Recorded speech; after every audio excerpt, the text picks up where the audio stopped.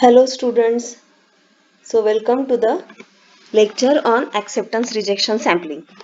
I have already introduced you the concept of acceptance rejection. We had discussed the coin and the die case examples in which we saw that if we want to use a unfair coin to generate random samples which we would have obtained after tossing a fair coin, we need to reject some observations. Same was the case for the die. So when we wanted to use a dice for creating random sample from discrete uniform distribution over the values 1 to 7, we had to discard one value. So we had to use two dice and one value we needed to discard. So this kind of sampling is called as acceptance rejection sampling, wherein the observations are drawn from a distribution and are used as observations from another distribution under certain conditions. So let us see acceptance rejection sampling in more details. So now there are many distributions for which the inverse transform method and even general transformations will not be able to generate the required random variables. For example, there are distributions for which there is no closed form expression for the CDF. So the inverse transformation method, where you can obtain the quantile function corresponding to the distribution function and can use it for generating random variables. So that method will not work. So in such cases, what can be done is indirect method needs to be used. So for such distributions, indirect method can be used. So what is an indirect method? So indirect method is something where you are, or a procedure where you are generating observations from the target distribution indirectly. Means you generate observations from a candidate distribution, or also called as a proposal distribution, and then if the observations uh, pass a certain test, a certain requirement, then they are accepted as observations from the distribution of interest. So this method is known as acceptance rejection sampling method. It only requires us to know the functional form of the density, target density, up to a multiplicative constant. Means it is possible that you don't know the exact expression of f. What you know is fx is proportional to, say, x into 1 minus x. So this much information is enough for applying acceptance rejection method. That is a major advantage of acceptance rejection sampling method. So the idea of this method is to use a simpler density G. Now simpler in what sense? So a density from which observations can be simulated very easily. So this density is called as the proposal or the candidate density, and then generate the random observations from this density G. Now which distribution or which density can be used as a proposal density? So there are certain conditions or constraints which need to be imposed on this candidate density or proposal density G. Those are, firstly, the target density F and the proposal density G should have compatible supports. That means whenever Gx is greater than, whenever Fx is greater than 0, Gx should be greater than 0. And the second condition is there a constant C, this constant C should exist such that fx is less than or equal to c times gx for every x. That means supremum over x, fx by gx should be less than or equal to c. So if these two conditions are fulfilled, then such a density can be used as a proposal density. Now what is the meaning of this? F and g have compatible supports.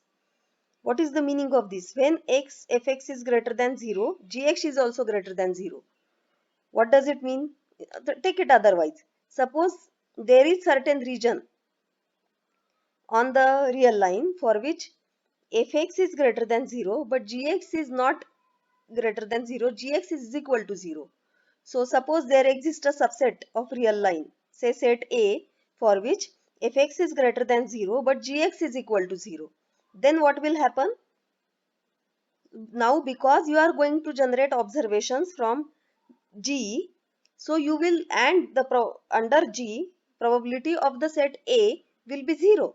So as a result, G will never generate observations belonging to the set A, and this set A has positive probability under the PDF F, which will mean that you will end up generating some portion from the PDF.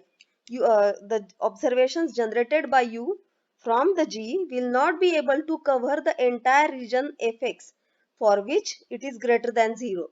So it will be like a partial sample, not a proper sample, proper random sample from F. So that's why, to avoid this mistake, this condition has been imposed. So in short, it means that the support of Gx should be a superset of the support of F. Try to understand it again. It means that the support of the density function G should be a superset of the support of the density function F. Okay, so let us see how it is implemented. Okay, so here is a graphical representation of the algorithm. So what it does is, suppose this is the target. Here these observations have been generated. All these observations, blue and red, all these observations are generated from the target distribution. And now the observations which were accepted have been indicated by a blue color, and the observations which were rejected have been indicated by the red one. So the red crosses are the rejected samples, and the blue dots or the blue hollow circles are the accepted samples. So accepted observations. So what does it mean? If you look at this carefully, see here, it looks like a beta distribution, isn't it? So it's like you have used uniform distribution, or yes, some distribution where the range is from 0 to beyond 3, and this you have used to generate observations from this density. This is the target density. So doesn't it look like that the observations have clearly covered the entire distribution, target distribution? So this procedure looks acceptable here. I would recommend you to come back to this diagram even once the explanation of acceptance rejection algorithm is over. Okay, so let us see how does the acceptance rejection algorithm works. So the first step of the algorithm goes like this: generate a random variable y from the proposal density G. So proposal density is a density function which is similar to the target density function. Its support is a superset of the support of the target density function, and G is such that you can easily generate observations from G, and moreover the constant C exists. So the constant C such that fx upon gx is bounded by the constant C, that constant C exists. So under all these conditions, this candidate distribution is being selected. So now the step 1 involves generation of one observation from this proposal density or candidate density G. Then the step 2 is generate uniform observation, generate one observation from U. U is uniform 0, 1. So generate one observation independent from Y. So they should have nothing to do with each other. Generate one observation from uniform distribution. Let us call this as U. Then step 3 is, if this observation generated in the second step, if this is less than or equal to this ratio. Now what is this ratio? So you have already generated one observation from the proposal distribution. Then calculate this ratio, target density at this point y upon proposal density at point y, and this constant C. So if this ratio u is less than or equal to this ratio, then set x is equal to y. X is the target sample. We want to generate random observations from the distribution F. So we are going to denote these observations by the letter X. So you are going to accept X as Y. What does it mean? It means that you have generated an observation from the proposal distribution and the observation fulfills this condition, and so you are accepting that observation as an observation from the target distribution, that is f. So set x is equal to y. In short, accept the observation, and if this condition is not fulfilled, then reject it, means go back to the step 1. So the reject. So because for every iteration of this algorithm, you are either going to accept that observation from the proposal density or you are going to reject it. Hence the name of the algorithm, acceptance rejection algorithm. So now let us see how it can be implemented. Let us see why does this algorithm work. Why do we feel that this algorithm is going to give us observations finally from the target density f? Because you are generating observations from G and the observations are fulfilling certain condition. But what is the guarantee that ultimately these x will follow the density function f? Isn't it? This is what you would want to have. That if you are having a density, if you are having observations from a particular density, then if you plot, if you have a look at their histogram, the histogram should match, or the density estimate should match with the plot of f. If that is the case, then you will accept it. So there are various ways to check whether x is actually following f or not. So but these are graphical methods. Theoretically, we should be able to establish that x follows f. So we will be proving it very shortly. These are the important points about acceptance rejection method. So the first point is f and g both are random variables. Hence the ratio, this is also a random variable, and this ratio is independent of u in step 2. So these two are independent random variables. All these points we are going to need to prove the result associated with the ARM. So this ratio is bounded between 0 and 1 because of the way C is defined. What is this C? So this C is such that supremum of f by g is less than or equal to C. In fact, many times this C is chosen as supremum of f by g over all possible values of x. So clearly, because of the way C is chosen, this ratio will be between 0 and 1. Now, this is an important point. The number of iterations n needed to successfully generate x is itself a random variable and has geometric distribution with success probability p equal to this. What is the meaning of this? N, number of iterations. So notice that not every observations which you are generating from the proposal density is going to fulfill the condition. Sometimes the observation will get rejected. So it is possible that to generate one observation from the target density, you need 3 observations from the proposal density, and so on. So the number of iterations, that is on an average, how many iterations or how many times do you have to go through the step 1, step 2, step 3, so that you generate one observation from the proposal density. So this n is important. This itself will be a random variable, and now this n has geometric distribution with success probability p, which is probability that u less than or equal to fy upon c times gy.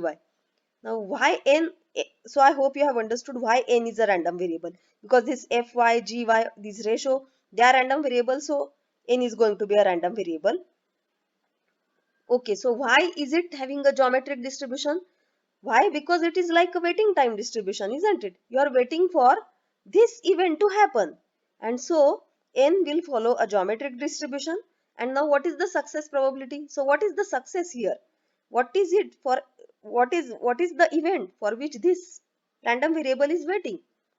So here the condition being fulfilled will be the event of success. So u less than or equal to fy upon c times gy, this will be called as a success, and so this probability of this event will be the success probability.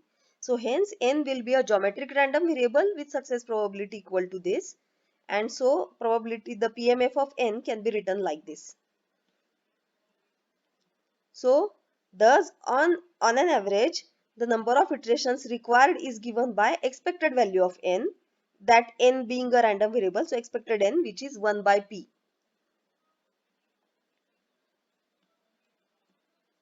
So in the end, we obtain our x as having the conditional distribution of a y given that the event this has occurred. What is the meaning of this?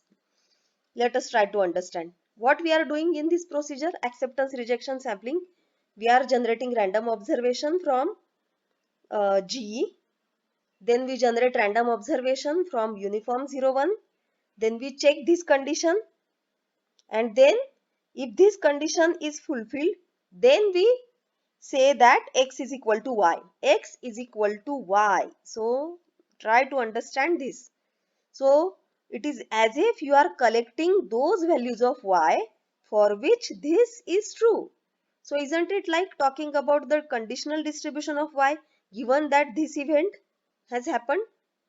So indirectly we are simulating observations from the conditional distribution of y given that this event has occurred. So the distribution of this conditional distribution must be same as the target density, that is the density of x.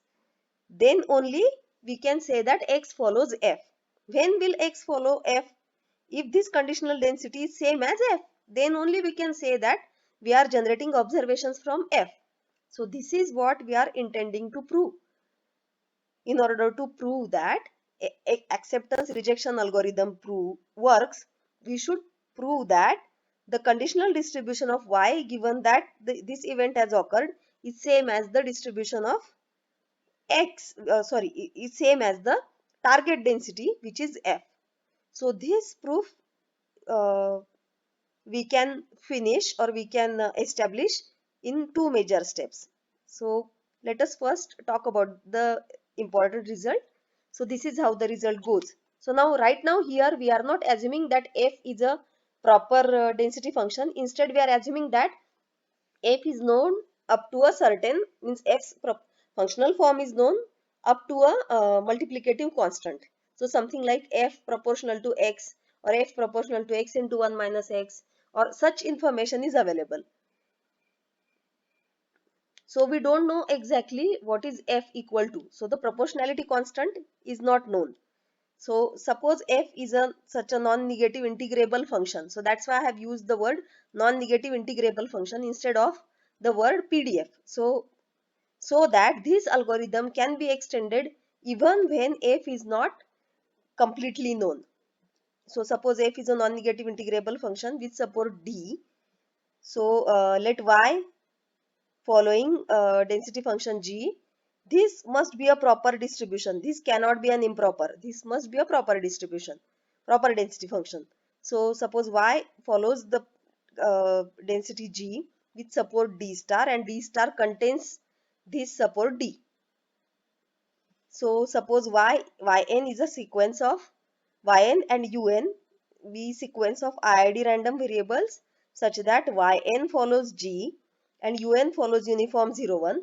Also uns and yns are independently distributed random variables for n greater than or equal to 1. So yns are independent IID random variables, uns are independent, yns are following G, UNs are following uniform 0, 1, and they are independent among themselves as well. So any Y is independent of any U. This is what we mean by YNs and UNs independently distributed. Now let us define the random variable n properly.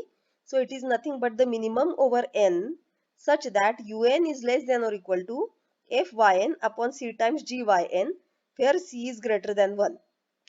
So then the distribution of y capital N. Now y capital N means that value for which this condition was fulfilled. So that random variable for which this condition holds. So Yn. So the claim is the distribution of Yn is same as the conditional distribution of y1 given that u1 is less than or equal to Fy1 upon C times Gy1. Moreover, they also claim that this conditional distribution is same as is the target density f.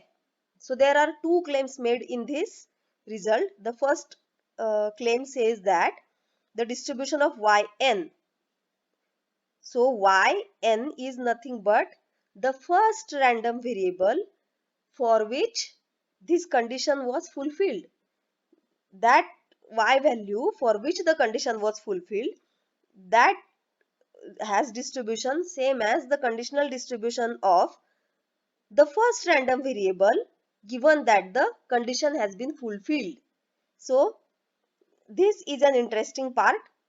So we will prove this. Don't worry, this is not at all difficult, as it looks difficult, but it is not difficult. And then the second claim is that this conditional distribution is same as the target density. So let us first consider yn. Let us try to prove this. So to prove the result, let us consider the probability. So let us consider the CDF of yn. So consider any x, any real number, yn is less than or equal to x. So consider this CDF of yn at point x. So now because n again is a random variable, so in order to find this probability, we will include this event capital N equal to n, and then we will take sum over n. This we have done several times in probability distribution. So I hope you understand this method. So what we are doing is we are adding an event. So it's like probability of A is equal to summation probability of A intersection EI, where EI forms a partition of the sample space. So this is what we are doing here exactly. Here this capital N can be equal to 1, 2, 3, 4 and so on. So one by one we are considering all these probabilities and we are putting them together here. So this is how it will work. So let us see how it can be simplified further. So capital N equal to small n. So immediately you will put it, capital N will become small n here. Then what? Now what is the meaning of this? Let us take a step back. What is the meaning of this? Yn less than or equal to x and capital N equal to n. What is capital N basically? Capital N is minimum of n's such that un is less than or equal to fyn upon capital C times gyn. Means what? Up to this value small n, this condition was not fulfilled. Means u1 was greater than fy1 upon cgy1, u2 was greater than fy1 upon cgy1 and so on. And lastly un minus 1 was also greater than fyn minus 1 upon cgyn minus 1. But un was the first integer, small n was the integer, minimum integer which satisfied this condition. And so un, there should be a comma here, but this un is less than or equal to fyn upon cgyn, right? And this yn less than or equal to y. So capital N equal to small n, this event can be rewritten in terms of ui's like this. So now how can we simplify it further? Sorry, this n should be equal to 1, not minus 1. This n should be equal to 1. So now, yes, this mistake has been corrected here. So probability that yn less than or equal to x, and now un I have put here, un less than or equal to fyn upon c times gyn. Now notice that these ui's are IID random variables, and so this probability that u1 greater than this quantity, u2 greater than the corresponding, so these probabilities will be same for all these n minus 1 random variables. And moreover yns and uns are independent, all these are independent. So all these probabilities can be written separately as product of probabilities. And so I have kept yn and un together and I have taken all these probabilities together. Now since each probability is same, so I am simply writing this as, why is it same? Because ui's are IID random variables. So I am simply writing it as probability that u1 greater than fy1 upon c times gy1 whole this raised to n minus 1, because we are going to get the same value n minus 1 times. Okay, now let us try to simplify it further. Now this summation we can take inside. So this will be n going from 1 to infinity, probability of this raised to n minus 1. And now this, notice that this yn and un, this probability will be same as the one for y1, isn't it? Because yi's are IID random variables, ui's are IID random variables. So this joint probability, whether you calculate it for small n or whether you calculate it for the first random variable, this joint probability will not be different. So this probability can be simply written as probability that y1 less than or equal to x and u1 less than or equal to fy1 upon c times gy1. This summation. Now, so this probability as it is. Now what about this? What happened with this? So notice that this is probability that u1 greater than fy1 upon c times gy1 whole raised to n minus 1. So if you call this as say z, this quantity if you call as z, then this is summation over n going from 1 to infinity z raised to n minus 1 where z is between 0 and 1. So this summation, this series will converge and the answer will be simply 1 upon 1 minus z. So 1 upon, so this upon 1 minus z means 1 minus probability of this. But what is 1 minus probability of this? It will be simply a probability that u1 less than fy1 upon c times gy1. So hence this finally this will be probability of u1 y1 less than or equal to x, u1 less than fy1 upon c times gy1 whole this divided by probability that u1 less than or equal to fy1 upon c times gy1. So it's like if I call this as event A, this as event B, then the numerator is probability of A intersection B and the denominator is probability of B. So indirectly we are having the conditional probability. So this is simply probability that y1 less than or equal to x given that u1 is less than or equal to fy1 upon c times gy1. So we showed that the CDF of yn is same as the conditional CDF of y1 given that u1 is less than or equal to this quantity.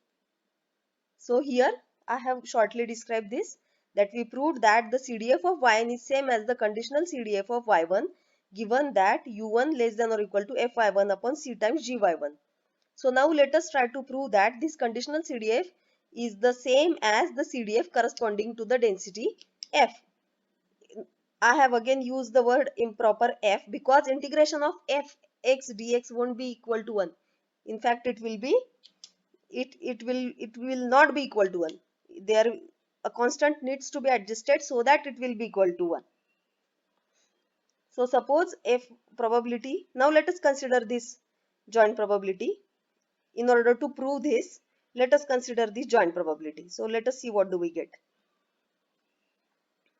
So integration probability that y1 less than or equal to x, u1 less than or equal to fy1 upon c times gy1 given that y1 is equal to y. In order to simplify this, what I am doing is I am putting condition on the random variable y and then I am multiplying it by the PDF of y. Okay, so this we have done earlier also in probability distributions. So I hope you understand this step. So now next what?